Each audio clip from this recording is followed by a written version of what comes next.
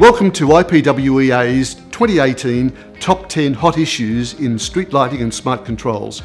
This is brought to you by our industry experts, and we hope you find it really useful and helpful. Thank you. Multifunction poles increasingly look like a nice, neat way to package up a whole variety of smart city devices. Tell us what you're doing in this space. Okay. So the shuffle system that Schréder have at the moment allows you to integrate EV charging, loudspeaker, indicative light rings, cameras, sensors, be they environmental or simply PIR. They're multifunction poles, just like smart cities, is a very broad statement. What we do know is that there will be the requirement to have more devices, perhaps connected, or just built into poles and lighting in the future will be very, very real.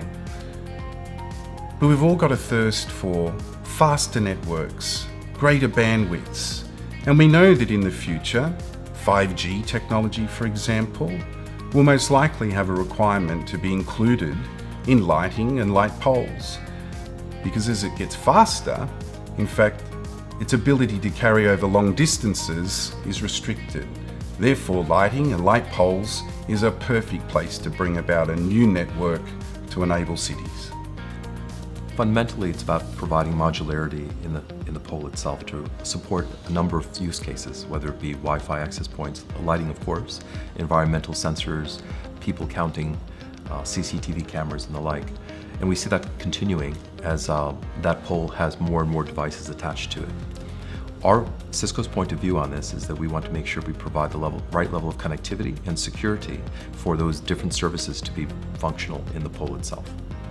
I think there's a definite place for multifunction poles, something I think the market needs to maintain in terms of credibility is that you're going to have specialists within poles in smart cities, and not to forget the lighting aspect. There's a technical requirement in terms of lighting and lighting design, and it's not always the case that a smart pole manufacturer is a good lighting designer and vice versa. So my opinion on it is to make sure that you have the ability to take smart poles and add it with a smart lighting or LED lighting provider to make sure that you get the best combination rather than choosing one and best meeting the second one. Multifunction poles are part of the smart city concept, and I really think that in the future most of the poles will be multifunction because of their applications integrating smart city sensors. But at the moment, I think the technology is not totally mature, so it will take a time to bring all together.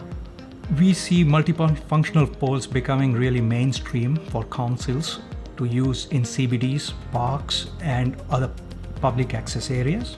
Multifunctional poles bring in the amazing ability to integrate all these different technologies like security, Wi-Fi, lighting, and other vehicle charging stations and stuff like that.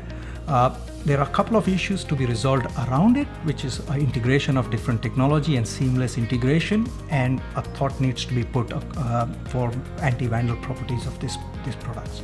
Of course, the cost currently is high, but as more and more players are getting into it, the prices are surely going to come down. We see that multifunction poles are really currently being used in quite a select way.